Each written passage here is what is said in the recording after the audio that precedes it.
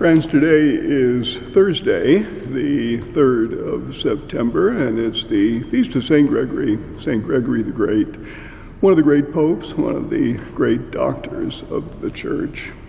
And once again, we have a great gospel today taken from the Gospel of Luke. We're just beginning the reading of the Gospel of Luke, but we've entered into the 5th chapter, into the call of Peter, James, and John, the call of the first apostles. A little bit different in Luke from Matthew and Mark, but still quite a great story and quite a punch, actually, with all the elements that are present here. One of the reasons I like this reading so much is it includes one of my favorite lines from the Gospel. And it's kind of a famous line in Latin, duc in altum, which means push out into the deep. It's one of those phrases that is expansive. You hold on to that phrase and think about your life. Push out, get out of the shallow water. Push out into the deep. To trust, in other words, to trust the words of Jesus, and perhaps to travel where you have never traveled before, not necessarily in some distant galaxy, but even right here. Duc in altum, push out into the deep. And today's gospel gives a good example of that pushing out into the deep, and what we call, or some theologians call, the invasion of grace. The invasion of grace. All of a sudden, grace present there, uninvited, but present, breaks into our hearts, our minds, our souls. It says that Jesus got into the boat of Peter, uninvited, and basically took over. We call that the invasion of grace. Jesus is that grace breaking in, hopping into our boat, and taking over. Preaches a bit. When he's finished, he looks at Peter and says, duc in altum, push out into the deep. Peter, not yet a disciple, the call is still taking place. He said, Lord, we've already done that. We've been out there. There's nothing out there. Not trusting in the word that Jesus speaks. Push out into the deep. But he finally relents, and he does. And when he does, he and James and John catch an enormous amount of fish. More than they can even handle.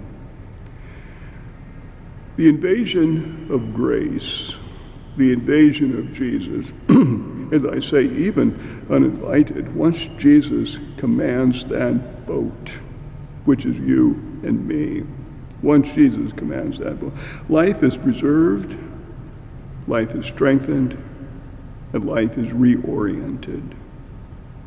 Peter's life will completely change. The world will completely change. This invasion of grace hits him in this boat, and he sees the result. Put aside fears. Do not be afraid. Push out into the deep. Push out where you've never gone before, and if you're with the Lord, you will see what happens. The great draft of fish. The invasion of grace, I love the thought of that, sort of one day just hitting you. But, of course, we have to be prepared to, once that grace hits, to move forward fearlessly. Peter, a little hesitant at first, he says, leave me, Lord, I am a sinful man. Leave me, Lord, I am a sinful man. Still kind of afraid. One of the few places in the scriptures where Jesus says no. No. Peter, you will become a fisher of men. Just trust. Just trust. When grace hits and invades each of us, we push out into places we have not gone. And there we begin to reap good fruit. We're changed. We're changed with this great gift of grace that hits us. And so today, Duc in Altum, do not be afraid. You know, we say that grace builds upon nature. Grace builds upon nature. When grace takes over, our nature doesn't go away. We're still who we are, but it builds. It builds upon us. It enhances who we are.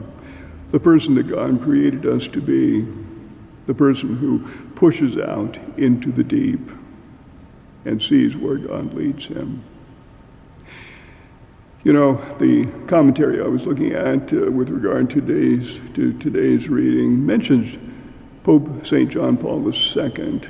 At the turn of the millennium, 2000, he wrote an encyclical of moving into the new millennium. And he uses those words, Duc in Altum, push out into the deep. Let the church push out into the deep, and let the harvest be great. Do not be afraid. And thus, probably when you least expect it, that grace will hit you too. Could happen today. Hold that thought, and we'll see you tomorrow.